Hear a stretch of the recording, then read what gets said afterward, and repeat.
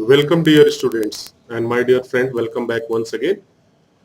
आज हम बात करेंगे सीआरपीसी क्या है। जी हाँ, अक्सर ये शब्द आप सुनते हैं, आईपीसी, सीआरपीसी क्या है, क्या सेंस है इसका, क्या मतलब होता है। तो आज इस ऑनलाइन जॉब एजुकेशन की सीरीज में आज हम डिस्कस करेंगे सीआरपीसी के बारे में, बताएंगे यह क्या होता है, कब यह एक्टिव हुआ था और क्यों, इसका मतलब एडवांटेज क्या है, लाभ क्या है। जो लोग कंपनियों में काम कर रहे हैं, जो लोग कहीं ना कहीं किसी रूप से ड्यूटी कर रहे हैं, तो क्या सीआरपीसी उनके लिए कितनी फायदेमंद होती है, ये तमाम जानकारियां हम आज जानेंगे। सीआरपीसी के बारे में अगर बात किया जाए तो कह सकते हैं कि सीआरपीसी, जिसे हिंदी में दंड प्रक्रिया संहिता कहा जाता है, जिसे 1973 भारत में आपराधिक कानून के क्रियान्वयन के लिए मुख्य कानून है। यह सन 1973 में पारित हुआ तथा 1 अप्रैल 1974 से लागू हुआ। सीआरपीसी दंड प्रक्रिया संहिता का संक्षिप्त नाम है। खराब व्यवहार को अपराध या गुनाह कहते हैं और इसके परिणाम को दंड कहा जाता है।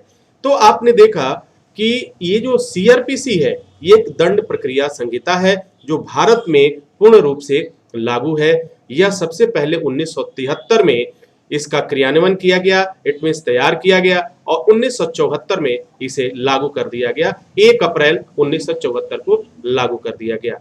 सीआरपीसी दंड प्रक्रिया संहिता, यानी जैसे कि एग्जाम्पल में आपको दिया गया कि खराब व्यवहार को अपराध या गुनाह कहते हैं। चोरी को या तमाम तरह की चीजों को जो भी हो रहा है वह कहीं ना कहीं से अगर गुनाह है तो जो इसके परिणाम होंगे तो उसको हम क्या कहेंगे, दंड कहा जाएगा या पनिशमेंट कहा जाएगा। तो सीआरपीसी सीधी सी बात है, अगर आप कहें सीआरपीसी एक प्रकार का क्या है, कोड ऑफ क्रिमिनल प्रोसीजर है। ठीक है, 1973 के नाम से जाना जाता है, जिसे 1 अप्रैल 1974 को पूरे भारतवर्ष में लागू कर दिया गया। अब हम जानने की कोशिश करते हैं कि क्या सीआरपीसी भारत के हर एक स्टेट में लागू है, हर एक जगह लागू है, या कुछ जगह ही लागू है, कुछ जगह सीआरपीसी लागू नहीं है। इसके बारे में भी एक नजर अगर देखें तो हम कुछ ऐसे तथ्य सामने आते हैं। सीआरपीसी टोटल सीआरपीसी एक्ट की अगर बात की जाए तो सीआरपीसी में कितनी धाराएं हैं।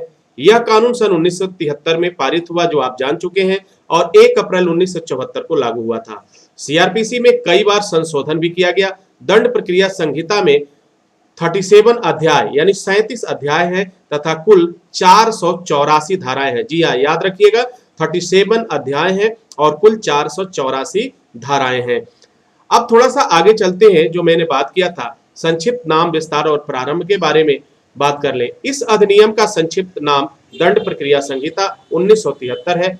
इसका विस्तार जम्मू कश्मीर राज्य के सिवा पूरे संपूर्ण भारत पर है, लेकिन जब से जम्मू कश्मीर से कुछ धाराएं हटा ली गई, उसके बाद से सीआरपीसी वहां भी लागू हो चुका है। परंतु इस संहिता के 8, 10 और 11 से संबंधित उपबंध से भिन्न उपबंध है। नागालैंड राज्य को भी एक तरह से इस एक्ट के बारे में कुछ विशेष वह प्राप्त है, सुविधाएं प्राप्त है। जनजाति क्षेत्रों को लागू नहीं होंगे, किंतु संबद्ध राज्य सरकार अधिसूचना द्वारा ऐसे उपबंधों या उनमें से सही को यथा स्थिति संपूर्ण नागालैंड राज्य या ऐसे जनजाति क्षेत्र अथवा उनके किसी भाग पर ऐसे अनुपूरक, अनुसांगिक या परिणामिक उपांतरों सहित लागू कर सकती है, जो अधिसूचना में विनिर्दिष्ट किए जाएं। स्पष्टीकरण की बात की जाए तो इस धारा में जनजाति क्षेत्र वे से संबंध क्या है, वे राज्य क्षेत्र अभिप्रेत हैं जो 1972 की जनवरी के 21वें दिन के ठीक पहले संविधान की 6वें नंबर की अनुसूची के पैरा 30 में कुछ इसका विशेष निर्देशन किया गया है। असम के जनजाति क्षेत्रों में सम्मिलित थे, जो शिलांग नगरपालिका के स्थानीय सीमाओं के भीतर के क्षेत्रों से भिन्न थे। यह 1974 के 1 अप्रैल के प्रथम दिन प्रवृत्त होगा। यानी ये कुछ ऐसे अपवाद भी हैं जहां पे सीआरपीसी के लिए कुछ विशेष रिस्ट्रिक्शन भी है, लेकिन इन राज्यों के अलावा बात की जाए तो सीआरपीसी पूर्ण रूप से पूरे देश में अपने रूप में कार्य करती है। तो dear students and my dear friends, आप समझ चुके होंगे कि सीआरपीसी क्या है और इसकी उपयोगिता क्या है। इसी के साथ आपसे इजाजत चाहेंगे, नेक्स्ट वीडियो में हम पुनः हाजिर होंगे।